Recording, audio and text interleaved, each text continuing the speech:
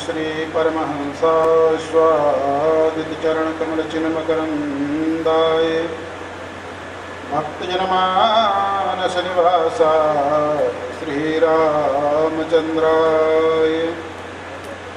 वंशे विभूषितकरान्नवनीरदाभात् पीताम्बरादरुणबिम्बफलाद्धरोष्ठात् कोडेन्दुसुन्दरमुखादरविन्दनेत्रात् कृष्णात् परं किमपि तत्त्वमहं न जाने।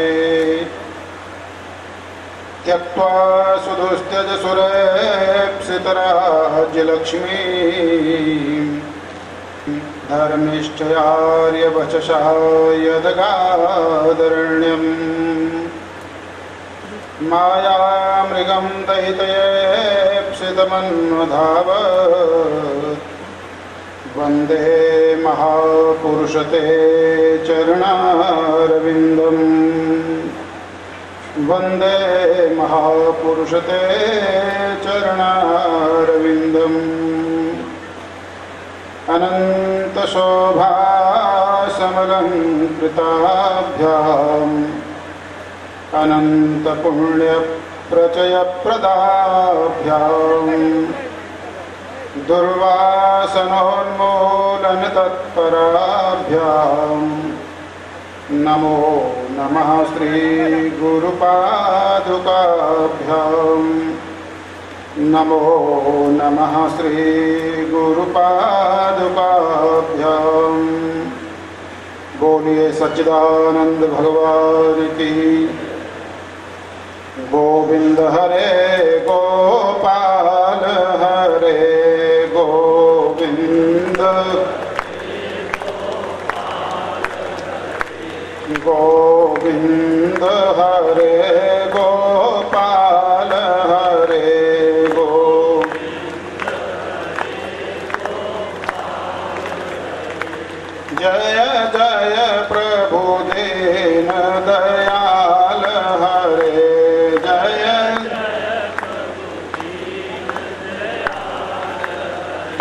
जय जय प्रभु दीन दयाल हरे जय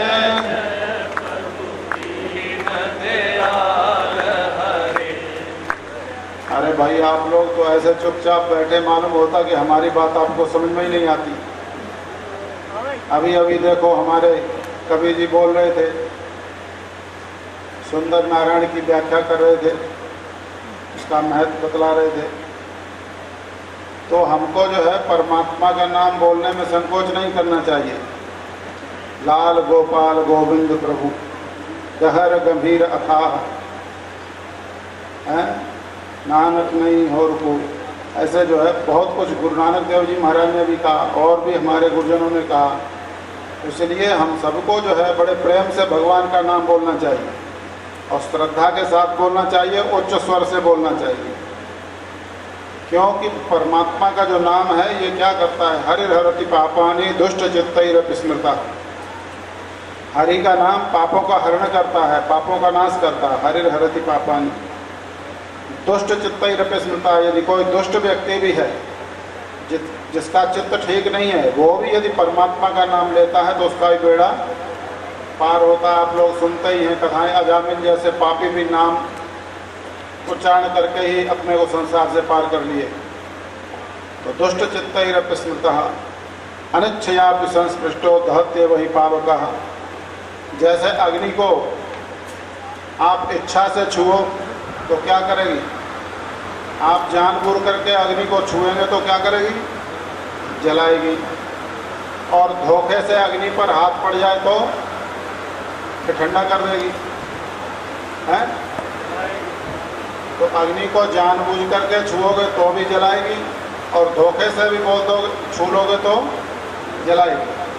ऐसे ही कहते परमात्मा का नाम कैसा है कि अनिच्छयापि संस्पृष्टो दहत्ये वही पावकः। यदि बिना इच्छा से व्यक्ति बोलता है तो भी उसके पापों का नाश होता है। इसलिए भगवान का नाम तो बड़े जोर से उच्चारण करना चाहिए। भाव कुभाव न खयाल सहु नाम जपत मंगल दिश दसहु। भाव से कुभाव से अनक से आलस हरे गोपाल हरे गोविंद हरे गोपाल हरे गोविंद हरे गोपाल हरे जय जय प्रभु दीन दयाल हरे जय जय प्रभु दीन दयाल हरे जय जय प्रभु दीन दयाल हरे जय जय प्रभु दीन दयाल हरे माया में फंसे प्रभु भूल गए माया में फंसे प्रभु भूल गए माया में फंसे प्रभु भूल गए माया माया में फंसे प्रभु भूल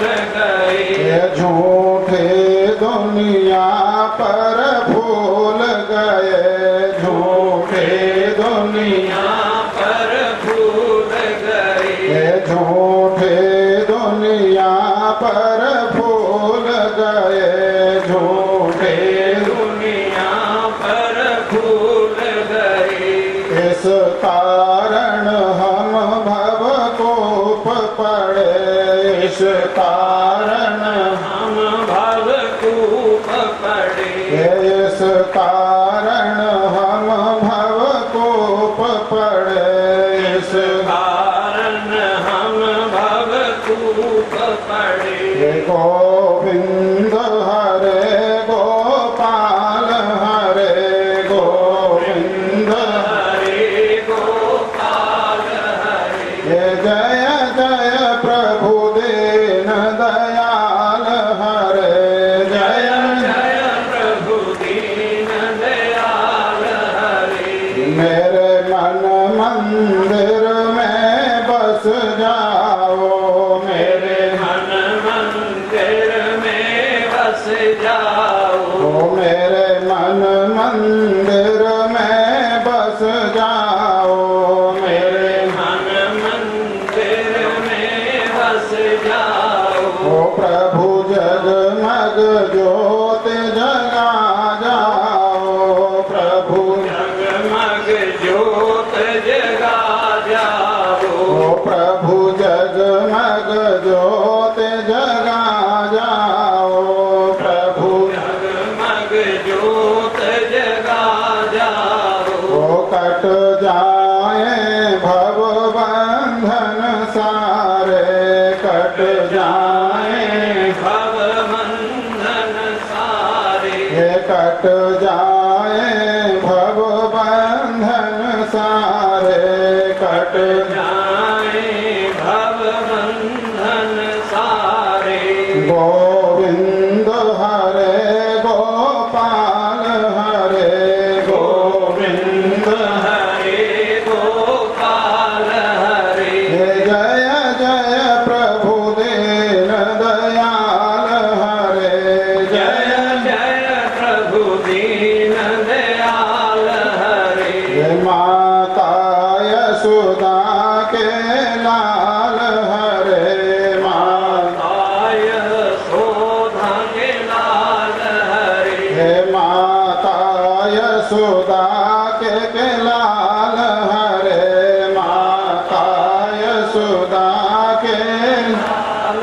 हरे भज सतगुरु दीन दयाल हरे भज सतगुरु दीन दयाल हरे भज सतगुरु दीन दयाल हरे भज सतगुरु दीन दयाल हरे जिन्हने भव सागर पार करे जिन्हने भव सागर पार करे जिन्हने भव सागर पार करे जिन्हने भव सागर पार करे गोविंद हरे गोपाल हरे गोविंद हरे गोपाल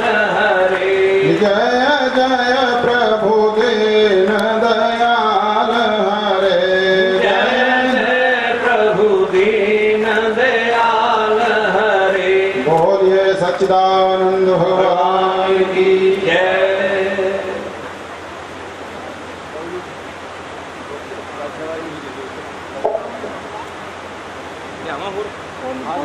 अर्चनीय वंदनीय प्रातः स्मरणीय मंचस्थ संत कुंज, श्रद्धा स्वरूपा देवियों एवं प्रेमियों, आज हम सभी लोग उन महापुरुषों की पुण्यतिथि को मना रहे हैं जो महापुरुष, महान विरक्त,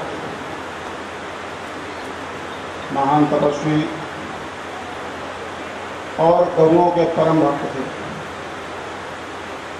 जिन्होंने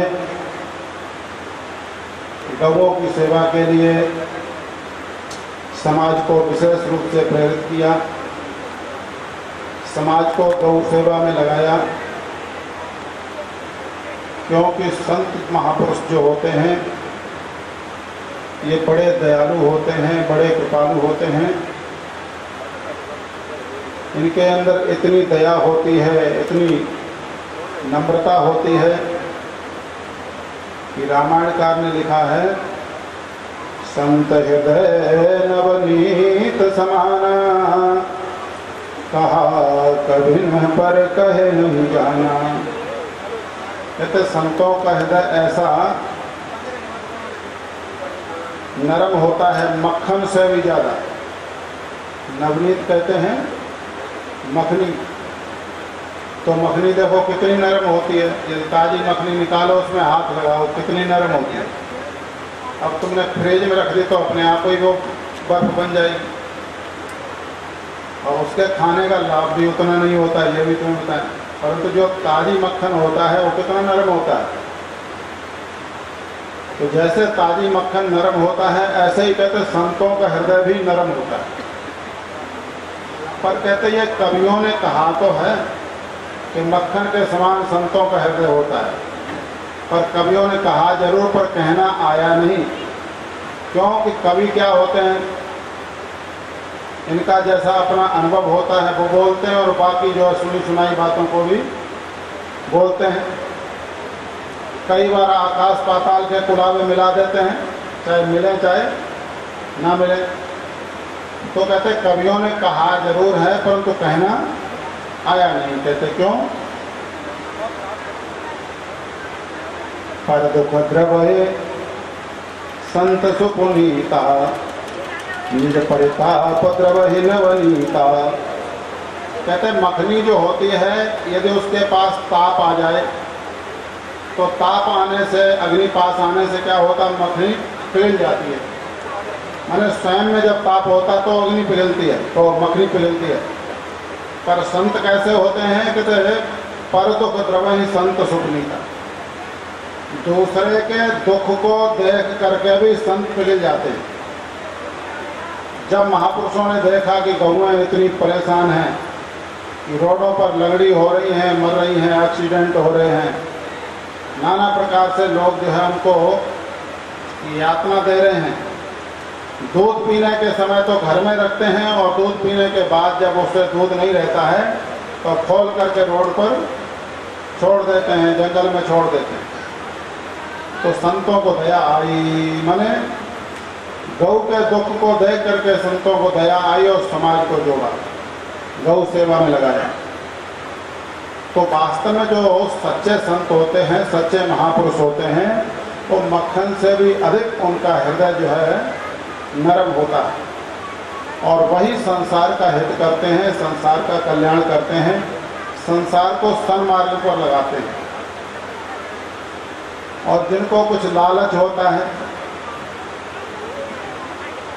तो वो सरकार के सामने भी बहुत सी बातें रखते हैं, बहुत से हंगामे करते हैं, बहुत से ड्रामे करते हैं, और अंत में अपना मतलब सिद्ध होकर के और चुपचाप बैठ जाते हैं। फिर आगे कुछ भी हो। तो कहने का तात्पर्य है, हमारे संत श्री स्वामी महादेव जी महाराज ऐसे संत थे कि उन्होंने गौओं की सेवा स्वयं की और समाज को भी जोड़ा। तो हम लोगों को उनके बतलाए हुए मार्ग पर चलना चाहिए। सभी को तन मन धन से गौ की सेवा करनी चाहिए। जिनको धन की सामर्थ्य है वो धन से गौओं की सेवा करें। धन नहीं है जिनके पास वो तन से सेवा करें। हम देखते हैं बहुत से शहरों में, सुनाम में देखते हैं, लहरे में देखते हैं कि प्रातःकाल जो है जिन घरों में नौकर और नौकरानी लगे हुए हैं उन घरों की देवियां तक भी जाती हैं। कहाँ? 4 बजे ही जाती हैं गौशाला में सेवा करती हैं। 1-2 घंटे गौशाला में जा कर के गोबर डालती हैं, वहाँ झाड़ू लगाती हैं, सफाई करती हैं। तो घर में नहीं काम करेंगी पर गौशाला में जाके काम करती हैं। तो ये क्या है? इससे क्या है? शरीर भी स्वस्थ रहता है, मन भी स्वस्थ होता है। माने मन स्वस्थ होने का मतलब क्या है? मन परमात्मा में लगता है। स्वस्थ का अर्थ क्या होता है? स्वस्थ माने हमारे यहाँ वैद्य जी महाराज बैठे हुए हैं, बड़े ही पुराने वैद्य हैं, तो इनको मालूम है कि स्वस्थ किसको कहते हैं। तो वैद्य लोग जिस दृष्टि से स्वस्थ कहते हैं वो इनको मालूम है, और हमने जो सुना है वो हम बताते हैं आपको। स्वस्थ कहते हैं असली रूप में स्वस्मिन् तिष्ठति इति स्वस्थ। जो अपने में स्थित होता है उसको कहते हैं स्वस्थ। अपने का मतलब होता है परमात्मा में। किसमें? जो परमात्मा में स्थित होता है, अथवा कहिए स्वस्मिन् माने अपनी आत्मा में स्थित होता है, आत्मचिंतन में जो लगता है, परमात्मा चिंतन में लगता है, उसको कहते हैं स्वस्थ। और जो परमात्मा का चिंतन नहीं करता है, आत्मा का विचार नहीं करता, वो सारी दुनिया कैसी है? अस्वस्थ। कैसी है? क्योंकि सौ में तो लगा नहीं, पर में ही लगा हुआ है। यह शरीर जो है इसको चाहे कितने भी स्वर्ण भस्म खिलाओ, चाहे इसको चांदी की भस्म खिलाओ, चाहे हीरे मोती की भस्म खिलाओ, चाहे बढ़िया से बढ़िया जलेबी, गोलगप्पे, समोसे, चमचम, रबड़ी कुछ भी खिलाओ, परंतु यह शरीर फिर भी कैसा रहेगा?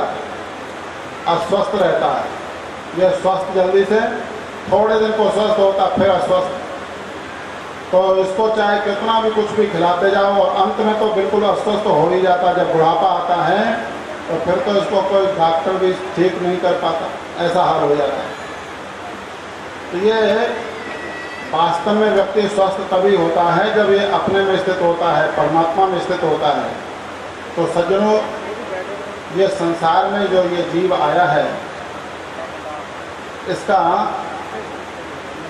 मुख्य लक्ष्य है स्वस्थ होना, यानी आत्मचिंतन करना, परमात्मा का चिंतन करना, परमात्मा के स्वरूप में स्थिर होना। क्योंकि रामायणकार लिखते हैं कि बड़े भाग्य मानुष तन पावा, सुर दुर्लभ सदग्रंथ न गावा। कहते ये बड़े भाग्य से मिला। मानव जीवन कैसा है? बड़े भाग्य से मिला है। ये देवताओं के लिए भी दुर्लभ है, देवताओं के लिए भी दुर्लभ है। इसको वेद, ऋषि, मुनि सभी इस बात को कहते हैं। तो ऐसे दुर्लभ मानव शरीर को पाकर के भी यदि हम परमात्मा चिंतन न करें तो हमारा दुर्भाग्य है। क्योंकि सोकर कोकर कीट पतंगे ये बेचारे जो है आत्मचिंतन करने में असमर्थ होते हैं। तो महापुरुषों ने स्वस्थ होने के लिए, परमात्मा में लगने के लिए ये साधन बताए कि भाई गौ सेवा करो, गौ सेवा करो। गौ सेवा करने से क्या होगा? अंतःकरण की शुद्धि होगी, मन की शुद्धि होगी।